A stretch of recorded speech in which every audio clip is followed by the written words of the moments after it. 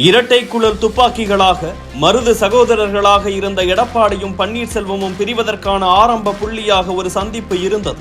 அப்படி யாரை பன்னீர் சந்தித்தார் என கேட்டபோது, யாருக்கு எதிராக எடப்பாடி இருக்கிறாரோ, யாரை நீக்க வேண்டுமென பன்னீரே போர்க்கொடி தூக்கினாரோ அதே தினகரனை சந்தித்தார் என அடுக்கியது எடப்பாடி அணி. அதிமுகவில் இருந்து நீக்கப்பட்டிருக்கும் நிலையில் இன்று மீண்டும் அதே டிடிவி தினகரனை சந்தித்திருக்கிறார் ஓபிஎஸ். ஜெயாவின் பரதனாக, சசிகலாவின் விசுவாசியாக, எடப்பாடியின் அண்ணனாக பார்க்கப்பட்ட பன்னீர்செல்வம் இன்று அரசியலில் வழி தேடிக் கொண்டிருக்கிறார். யார் இந்த ஓபிஎஸ்? ராமர் வனவாசம் சென்றபோது அந்த அரியாசனத்தில் அவரால் அமர முடியவில்லை. அப்போது ராஜ்யம் பரதனிடம் கொடுக்கப்பட்டது. ராமர் அமர வேண்டிய அரியாசனத்தில் அமர மறுத்து பின்னர் வனவாசம் முடித்து ராமர் அயோத்திக்கு திரும்பி வந்ததும் பத்திரமாக அந்த ராஜ்யத்தையும் அரியாசனத்தையும் ராமருக்கே ஒப்படைத்தார் பரதன். இதை புராணத்தில் தான் படிக்க முடிகிறது. ஆனால் அரசியல் வரலாற்றில் ஒருவரை ஒரு அரியாசனத்தில் அமர வைத்துவிட்டு அதன் பின்னர் உரியவருக்கே அந்த அரியாசனம் திரும்ப தரப்பட்டதாக வேறு வரலாறே கிடையாது. அந்த புதிய வரலாற்றை படைத்தவர் அன்பு சகோதரர் பன்னீர்செல்வம். இதை சொன்னவர் ஜெயலலிதா. அரசியல் வரலாற்றில் எந்த நாட்டின் வரலாற்றிலும் ஒருவரை ஒரு அரியாசனத்தில் அமர வைத்துவிட்டு அதன் பின்னர் உரியவருக்கே அந்த அரியாசனம் திரும்ப தரப்பட்டதாக வேறு வரலாறே இல்லை. அந்த புதிய வரலாற்றை படைத்து காட்டியவர் அன்பு சகோதரர் ஓ பன்னீர்செல்வம் அவர்கள்.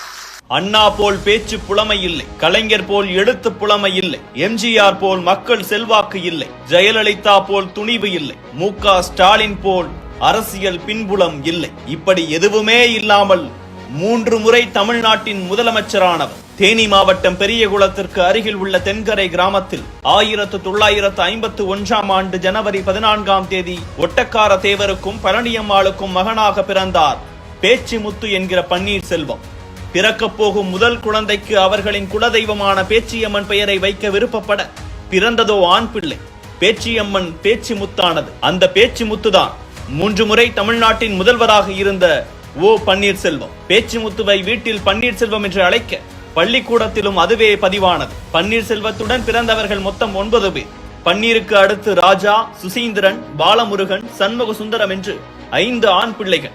பேச்சியம்மாள், சாமுண்டீஸ்வரி, சித்ரா, அமுதா என்கிற 4 பெண் பிள்ளைகள் என ஓபிஎஸ்ஸின் குடும்பம் பெரியது. பெரியகுளம் விக்டோரியா நினைவு அரசு மேல்நிலைப் பள்ளியில் பள்ளி படிப்பை முடித்த பன்னீர்செல்வம் உத்தமபாளையம் ஹாஜி கருத்த ராவுத்தர் ஹவுதியா கல்லூரியில் BA பொருளாதாரம் பயின்றார்.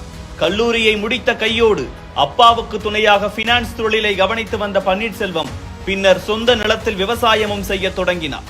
ஒரு பக்கம் பினான்ஸ், மறுபக்கம் விவசாயம் என பெரியகுளத்தில் சுற்றி சுழன்ற பன்னீர்செல்வத்திற்கு அங்கே உள்ள டீ கடைகளுக்கு பால் தேவை இருப்பது தெரிய வந்தது. அந்த கடைகளுக்கு மாட்டுப்பால் விநியோகம் செய்யலாம் என முடிவெடுத்தார் பன்னீர். பால் பண்ணை அமைக்க அவரின் நண்பர் விஜயன் சொசைட்டியில் ஜாமீன் கையெழுத்து போட கரும்பு விவசாயம் செய்து வந்த இடத்தில் பால் பண்ணை ஒன்றை அமைத்தார் பன்னீர்செல்வம். அனைத்து இடங்களுக்கும் பால் சப்ளை செய்தது போக மிச்சமாகும் பாலை என்ன செய்வது என யோசிக்க உதயமானது PV டீ ஸ்டால்.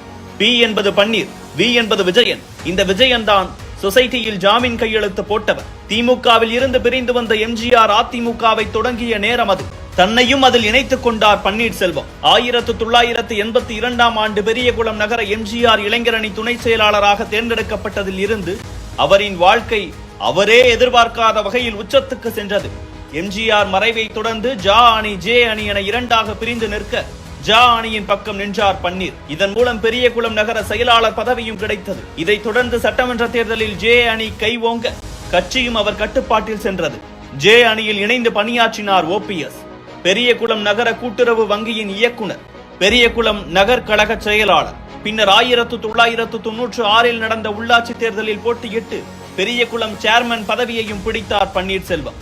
அதுவரை பெரியகுளம் என்ற வட்டத்துக்குள் மட்டுமே சுழன்று கொண்டிருந்த பன்னீரின் பெயர் தமிழ்நாடு முழுக்க தெரிய காரணமாய் அமைந்தது 1999ஆம் ஆண்டு நடைபெற்ற நாடாளுமன்ற தேர்தல். பெரியகுளம் மக்களவை தொகுதியில் போட்டியிட வந்தார் தினகரன். கட்சியின் வளர்ச்சிக்கு ஓபிஎஸ் ஆற்றிய பணிகள் எல்லாம் போயஸ் தோட்டம் வரை சென்றிருந்தது. அதன் காரணமாக டிடிவி தினகரனுக்கு தேர்தல் வேலைகளை செய்யவும் வரவு செலவு கணக்கு பார்க்கவும் நியமிக்கப்பட்டார் பன்னீர். ஆனால் அதையும் தாண்டி தீயாய் வேலை பார்த்தார் பன்னீர். நெற்றி நிறைய விபூதி குங்குமம், அமைதி தவழும் முகம், பன்னீர்செல்வம் காட்டிய பணிவு, தேர்தல் களத்தில் அவர் வகுத்த வியூகங்கள் அனைத்துமே டிடிவி தினகரனுக்கு பிடித்து போய்விட்டது.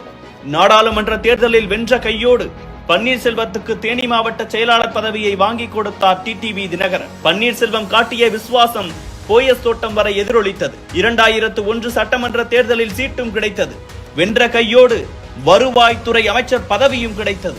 பெரியகுளம் சேர்மனாக இருக்கும் போது எப்படி பவ்யத்தோடு இருந்தாரோ அப்படியேதான் அமைதியாக கூச்ச சுபாவத்தோடு இருந்தார் வருவாய்த்துறை அமைச்சர் பன்னீர்செல்வம். சட்டப்பேரவையில் வருவாய்த்துறை மானிய கோரிக்கை வந்தபோது மானிய கோரிக்கையை மாணிக்க கோரிக்கை என வாசிக்க சிரிப்பொலியால் நிறைந்தது சட்டப்பேரவை. அப்போது சிரித்தவர்களுக்கு தெரியாது இவர்தான் தமிழ்நாட்டின் அடுத்த முதல்வர் என்று. 2001 செப்டம்பர் 21ஆம் தேதி டான்சி வழக்கில் ஜெயலலிதாவின் முதல்வர் பதவி பறிபோக அடுத்த முதல்வர் யார் என்ற கேள்வி ஒட்டுமொத்த தமிழ்நாட்டையும் தொற்றிக்கொண்டது. பொன்னையன், காளிமுத்து, நாவலர் நெடுஞ்செழியனின் மனைவி விசாலாட்சி என முதலமைச்சருக்கான பெயர்கள் மாறிக்கொண்டே இருந்தன. ஆனால் யாரும் எதிர்பார்க்காத வகையில் பெரியகுளம் தொகுதியின் எம்எல்ஏவும் இப்போதைய வருவாய்த்துறை அமைச்சருமான ஓ பன்னீர்செல்வம் தான் அடுத்த முதல்வர் என அறிவித்தார் ஜெயலலிதா. கட்சியின் சீனியர்களுக்கு அதிர்ச்சியாக இருந்ததோ இல்லையோ, ஓ பன்னீர்செல்வத்திற்கு அதிர்ச்சியாகத்தான் இருந்தது. இது கனவா இல்லை நனவா என புரியாமலே தரையோடு தரையாக விழுந்து ஜெயலலிதாவை வணங்கினார். ஓ பன்னீர்செல்வமாகிய நான் என 2001 செப்டம்பர் 21 முதலமைச்சராக பதவியேற்றுக் கொண்ட OPS அம்மாவின் கட்டளைகளை கடைபிடிப்பது, கோட்டைக்கு ஒருமுறை போயஸ் கார்டனுக்கு இருமுறை செல்வது என விசுவாசத்தை கொட்டி 2002 மார்ச் 1 வரை தமிழ்நாட்டின் முதல்வராக பணியாற்றினார். டான்சி வழக்கு முடிந்து முதலமைச்சரான ஜெயலலிதா பன்னீர்செல்வத்தை தொண்டனாக பெற்றது நான் செய்த பாக்கியம் என்றார். அன்று முதல் அரசியலில் ஜெயலலிதாவின் நம்பர் 1 மாறியிருந்தார் OPS. பொதுப்பணித்துறை அமைச்சராக்கி ஓ பன்னீர்செல்வத்தை பக்கத்திலும் அமர வைத்துக் கொண்டார். இதைத் தொடர்ந்து 2006 முதல் 2011 வரை சட்டமன்ற எதிர்க்கட்சி தலைவர், அதிமுகவின் பொருளாளர், ஆட்சிக்கு வந்த பின் பொதுப்பணித்துறை மற்றும் நிதித்துறை என யாரும் சிந்தித்து பார்க்காத அளவுக்கு கட்சியிலும் ஆட்சியிலும் பன்னீர்செல்வத்தின் கை ஓங்க தொடங்கியது. இதற்கிடையே சொத்து குவிப்பு வழக்கில் ஜெயலலிதா சிறைக்கு செல்ல கண்ணீர் மல்க முதல்வராக பதவி பிரமாணம் எடுத்துக் கொண்டார் OPS. 2016 சட்டமன்ற தேர்தலில் வெற்றி பெற்று 6வது முறையாக முதலமைச்சரான ஜெயலலிதா உடல்நலக் குறைவால் டிசம்பர் 5ஆம் தேதி மரணமடைய அன்று இரவே மீண்டும் முதல்வராக தேர்ந்தெடுக்கப்பட்டார் ஓ பன்னீர்செல்வம்.